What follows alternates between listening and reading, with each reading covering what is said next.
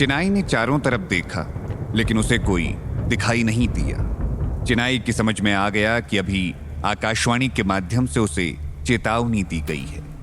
आकाशवाणी से आए वो शब्द सुनकर चिनाई का चेहरा गुस्से से लाल हो गया और उसने ऊंची आवाज में कहा, कौन मुझे धोखा देगा? इस विशाल राज्य में ऐसा करने की हिम्मत किस में है जो चिनाई के सामने आंख उठाकर खड़ा हो पाए? तभी हंसते हुए आसमान से फिर एक आवाज आई, तुम्हारा ये घमंड ही तुम्हें एक दिन ले डूबेगा चिनाई। ये बात सुनकर चिनाई के होश उड़ गए और वो गुस्से से आग बबूला होकर आसमान की तरफ देखकर उसे बोली, मैं चिनाई हूँ। इस पूरी धरती पर सिर्फ मैं इकलौती महारानी हूँ जिसे अमरत्व प्राप्त है। मेरा जन्म इस पूरे ब्रह्मांड पर साम्राज्य करने हेतु हुआ है।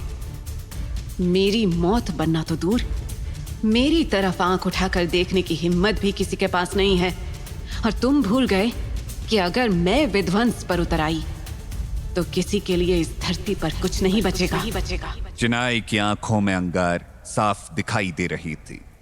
अभी उस वक्त उसके सामने दुनिया की कोई भी ताकत टिक नहीं सकती थी और उसका वो रौद्र रूप देखकर वो आसमानी आवाज कहीं गायब हो गई। आखिर उस सपने के पीछे का सच क्या है? चिनाई अपने बिस्तर पर चिंतित होकर लेट गई और सोने की कोशिश कर रही थी। वहीं दूसरी जगह उस रात कोई था जिसकी आंखों में नींद नहीं थी और दिल में सिर्फ बेचैनी। ये और कोई नहीं बल्कि दक्ष था। उस रात दक्ष ये सोचकर लेटा हुआ था, दिमाग के कई ख्याल एक साथ चल रहे थे और वो चाहकर भी सो नहीं पा रहा था। और तभी उसके कानों पर उसकी माँ की आवाज आई, कैसे हो तुम बेटा? माँ यशोधरा ने कंबल उठाते हुए दक्ष से कहा। तभी दक्ष ने यशोधरा के पास देखा और बड़ी विनती और दया के भाव से माँ से कहा, क्या कल तो मुझे प्रतियोगिता में लेकर जाओगी? इस बार मैं पवित्र ताबीज जीत कर ले आऊंगा। 15 साल से वहां जाकर अपमानित होकर आ रहे हो, वो क्या कम है? और अपमानित होने की जरूरत नहीं है। आपकी तबीयत ठीक नहीं है, आप आराम कीजिए। यशोधरा की आवाज में एक अलग ही दर्द था। उसकी आंखों में पानी साफ झलक रहा था और उसे देख दक्ष बोल पड़ा, मेरे जैसा बच्चा पैदा करना या आपके लिए आपकी जिंदगी का बड़ा दुर्भाग्य रहा होगा माँ। इससे अच्छा अगर मैं पैदा ही नहीं हुआ होता। ऐसा मत कहो बेटा, तुम मेरे जीवन का सबसे बड़ा उपहार हो। मेरे लिए केवल तुम ही हो। दक्ष जब से पैदा हुआ था उसे किसी न किसी बीमारी ने जकड़ा था।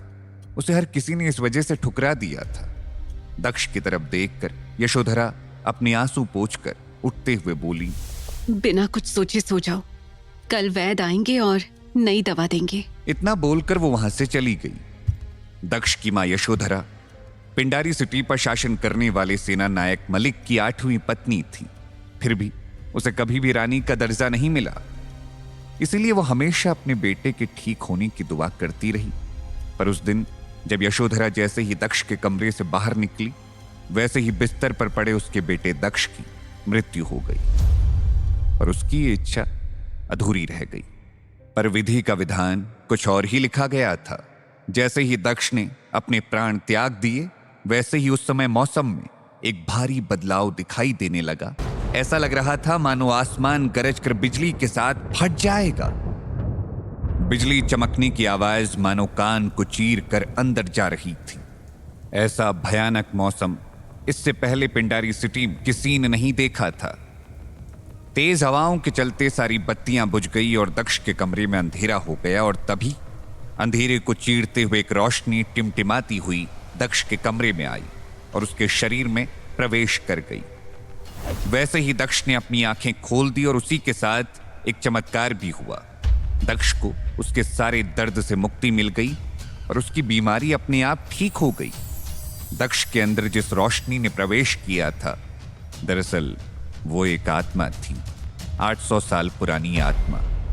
और यह आत्मा किसी और की नहीं बल्कि पवित्र साम्राज्य के राजकुमार दक्ष की थी, जिस राजकुमार की जान 800 साल पहले एक दुष्ट महिला के धोखे के कारण चली गई थी। और वो आत्मा 800 सालों से एक ऐसे शरीर के तलाश में थी जिसमें राज परिवार का खून दौड़ता हो और उसका नाम भी दक्ष हो। और इसी वजह से यशोधरा के बेटे दक्ष की मौत होते ही उस आत्मा ने उस शरीर में प्रवेश किया जो 800 सालों से भटक रही थी। पिंडारी सिटी में एक नया अध्याय लिखा जा रहा था। वहीं झुंझुनू में आकाशवाणी की चेतावनी सुनकर चिनाई को कई शंकाएं हुई। फिर से उन्हीं शंकाओं के साथ वो महल गई और बिस्तर पर लेट गई। वो अपनी आंखें बंद करते हुए सोने की कोशिश कर रही थी और तभी 800 साल पहले घटी एक घटना उसकी आंखों के सामने दौड़ने लगी। 800 साल पहले चिनाई ने अपने प्रेमी दक्ष को धोखा दिया और उसकी जान ले ली। दक्ष की आत्मा को उस वक्त अकाल मृत्यु की वजह से मोक्ष नहीं मिल पाया और उसे चिनाई के किए इस धोखे की वजह भी पता नहीं थी और उसे चिनाई को उसके इस गुनाह की बहुत ही भयानक सजा देनी थी। और तब से उन दोनों के बीच बदले की प्रक्रिया शुरू हो गई और वो सिलसिला आज भी जारी है।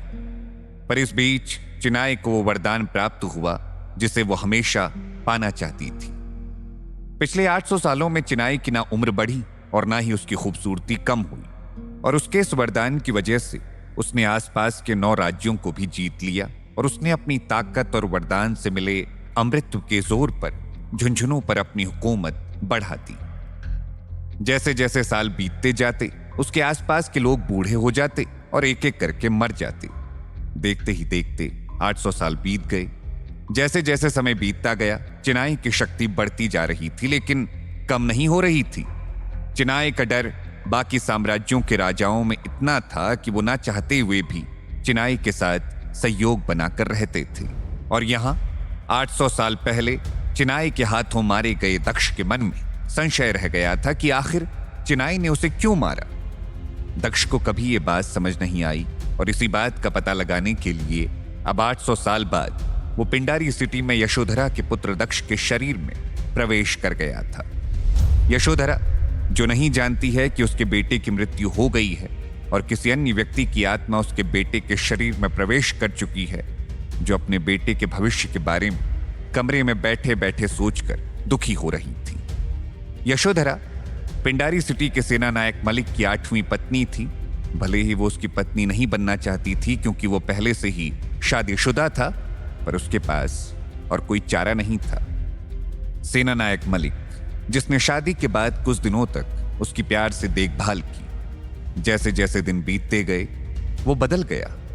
उनसे पहले जो रानियां आई थी उन्होंने यशोधरा और राजा के बीच में दूरियां पैदा कर दी और फिर जब दक्ष का जन्म हुआ उसके बाद से तो परिस्थितियां और भी गंभीर हो गई थी। यशोधरा किसी सोच में डूबी हुई थी कि तभी कमरे में नौकरानी आई और उसने यशोधरा से पूछा, महारानी, क्या दक्ष कल पवित्र ताबीज के लिए प्रतिस्पर्धा करेंगे? यशोधरा ने बहुत धीरे से कहा, पता नहीं क्यों लेकिन दक्ष अपनी जिद पर अड़ा बैठा है कि पवित्र ताबीज की स्पर्धा में वो शामिल होगा। लेकिन महारानी, दक्ष का स्वास्थ्य बिल्कुल भी ठीक नहीं है। दिन ब दिन उनका स्वास्थ्य बिगड़ता जा रहा है। क्या ऐसे समय में उस प्रतियोगिता में जाना सही है? हाँ, मैं भी यही कह रही हूँ पन्ना, लेकिन दक्ष सुन ही नहीं रहा। कल क्या होगा पता नहीं। यशोधरा ने दुखी होते हुए कहा।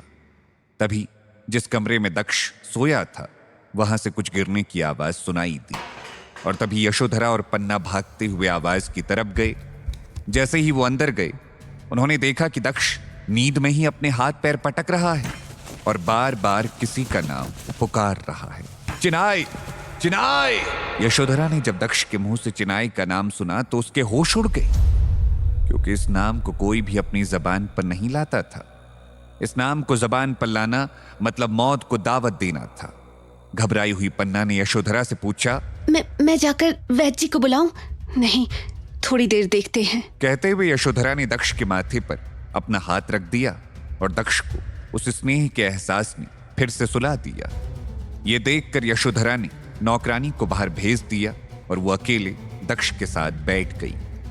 कुछ घंटों के बाद दक्ष ने धीरे धीरे अपनी आंखें खोली और उठने की कोशिश करने लगा। यशोधरा ने अपना हाथ बढ़ाया, तभी दक्ष उन्हें देखकर थोड़ा हैरान हुआ। दक्ष के लिए यह शरीर नया था वो नहीं जानता था कि उसके सामने बैठी वो औरत कौन है, लेकिन अपने लिए यशोधरा की आंखों में आंसू देखते हुए दक्ष ने सोचा, ये तो मां ही हो सकती है। ठीक है मां, मैं उठ सकता हूं। ऐसा कहकर वो उठा और नहाने चला गया। यशोधरा दक्ष को ऐसे देख रही थी मानो उसे अपनी आंखों पर विश्वास ही ना हो रहा हो। उसने उसके लिए पानी और दवाइयां तैयार की। दक्ष वापस आया और चुपचाप उसे देखता रहा।